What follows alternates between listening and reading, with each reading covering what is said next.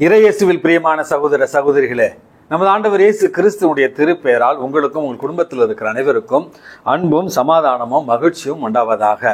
அன்புமிக்கவர்களே, March மாதம் 31ஆம் தேதி தாயாம் திரு அவை மூரான நகரத்தினுடைய புனித டேனியல் என்பவருடைய நினைவு நாளைத்தான் கொண்டாடுகிறது. அன்புமிக்கவர்களே, இந்த புனிதரை பற்றி கொஞ்சம் புரிந்து கொள்வதற்கும் அறிந்து கொள்வதற்கு முன்பாக நடத்தினுடைய கடைசி நாள் இறைவனுக்கு நன்றி சொல்லுகிற அருமையான ஒரு நாளாக இதை நான் கருதுகிறேன். இந்த மாதம் முழுவதும் இறைவன் தன்னுடைய கரங்களால் நம்மை வழிநடத்தி இருக்கிறார். பல்வேறு ஆபத்துகளிலிருந்து நம்மை தப்புவித்து இருக்கிறார். பல்வேறு பாவ குழிகளில் இருந்து நம்மை அவர் காப்பாற்றி இருக்கிறார். ஆகவே இறைவனுக்கு நன்றி சொல்லுவோம். இந்த மாதத்திற்காக வருகிற ஏப்ரல் மாதத்தை அவருடைய திருக்கரங்களில ஒப்படைத்து அந்த மாதம் முழுவதும் இறைவன் நம்மை வழிநடத்தவும் ஆபத்துகளிலிருந்து நம்மை காப்பாற்றவும் அவருடைய அருட்கரம் நம்மை பாதுகாக்க நாம் ஒவ்வொருவருக்காகவும் தனிப்பட்ட முறையில் ஜெபிப்போம்.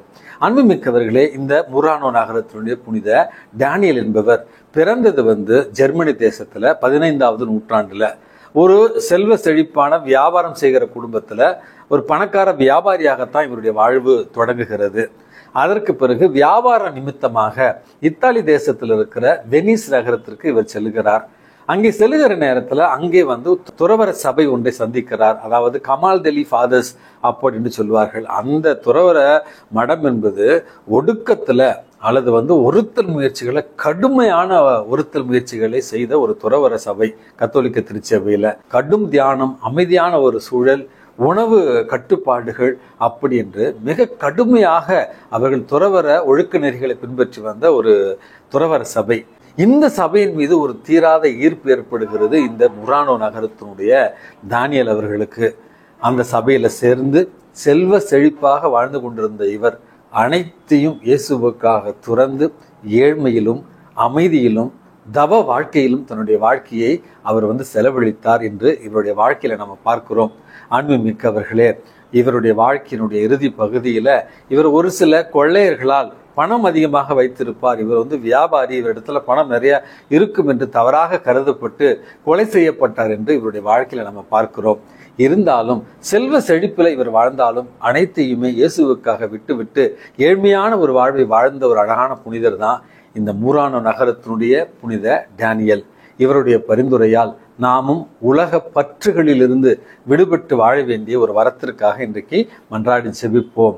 அன்புமிக்கவர்களே, இன்றைக்கு நமக்கு கொடுக்கப்பட்டிருக்கிற நற்செய்தி வாசகம் யோவான் நற்செய்தியிலிருந்து எடுக்கப்பட்டிருக்கிறது. இயேசு சமாரியா பகுதியிலிருந்து கலிலேயா பகுதி வழியாக கானாவூர் வழியாக பணி செய்து கொண்டே கப்பர்நாகும் என்கிற அந்த பகுதிக்கு வருகிறார்.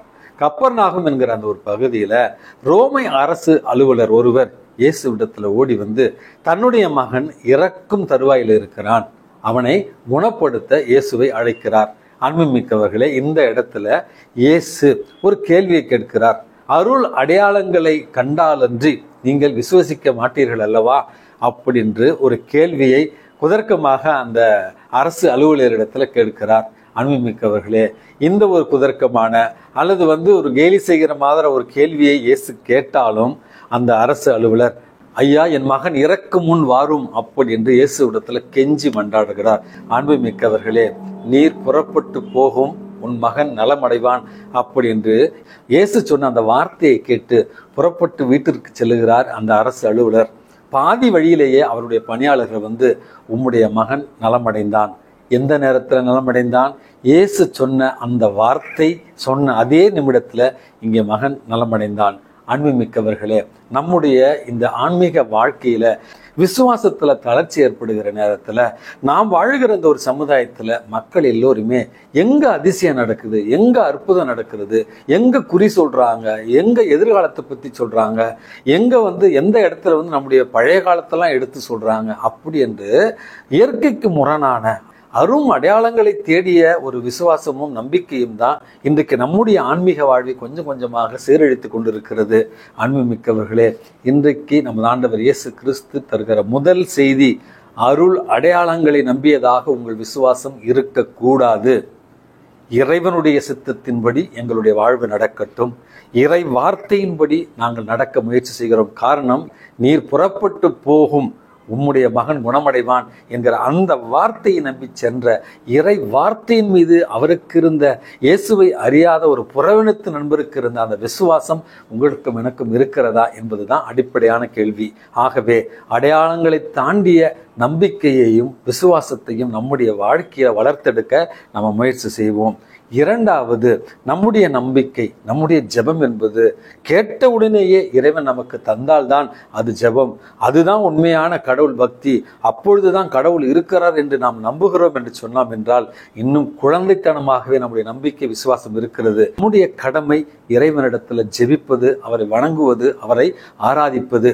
நம்முடைய வேண்டல்களை அவருக்கு ஏற்ற தகுந்த நேரத்தில் நமக்கு தருவார் என்கிற நம்பிக்கையோடு ஜெபிப்பது தான் ஜெபம்.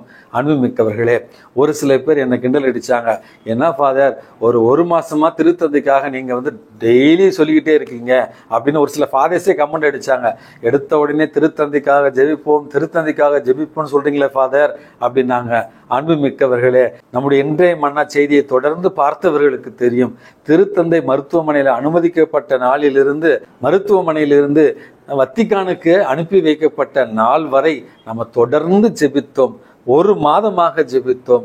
அன்புமிக்கவர்களே, நம்முடைய ஜெபத்தை இறைவன் கேட்பதற்கு 1 மாதத்திற்கு மேல் ஆகியது. இருந்தாலும் திருத்தந்தை குணம் பெற்று வத்திக்கான் சென்றதை யாராலும் மறுக்க முடியுமா? என்னுடைய நண்பர் ஒருவர், என்னுடைய சக குரு ஒருவர் பாம்பு கடித்து 60 நாட்கள் ஐசியூல இன்டென்சிவ் கேர் யூனிட்ல இருந்தார். அவருடைய வகுப்பு தோழர்கள், அவருடைய குடும்பத்து உறுப்பினர்கள், எங்க சபையில் இருக்கிற எல்லா குருக்களும் அவருக்காக 60 நாட்கள் நாங்கள் மன்றாடி ஜெபித்தோம்.